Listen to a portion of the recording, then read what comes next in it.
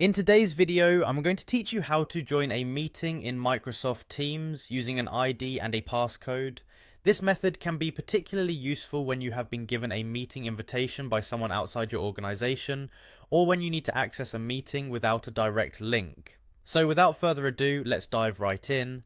First, you want to navigate to the Microsoft Teams application on your computer, or open it in a web browser. Once Teams is loaded, look for the Sign In button. By signing in, you're ensuring that you have access to all the meetings scheduled for you or the ones you are invited to. Having your credentials handy simplifies this process as it saves time and ensures you have the correct permissions. After signing in, the next step is to look for and click on the Meet option. This is usually located in the left sidebar of the Teams interface. Clicking on Meet will open a new section of the Teams window. Here you will find various options related to meetings.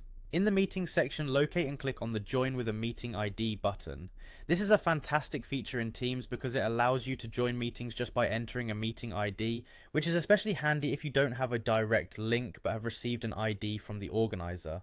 Now you'll need to enter the meeting ID. Make sure you enter it exactly as provided to you. This ID is a unique identifier for the specific meeting you want to join, so double check the numbers as you type them in to avoid any errors that could prevent you from accessing the meeting. Once the meeting ID is correctly entered, the next field you'll need to fill is the meeting passcode. Just like the meeting ID, the passcode is crucial for joining as it serves as a security measure to prevent unauthorized access. Type in the passcode precisely as it appears to ensure smooth entry into your meeting. Finally, with both the meeting ID and passcode correctly entered, you can click on the Join Meeting button. This action will connect you directly to the meeting, allowing you to participate as intended. And there you have it. By following these simple steps, you're now ready to join a Microsoft Teams meeting using a meeting ID and passcode.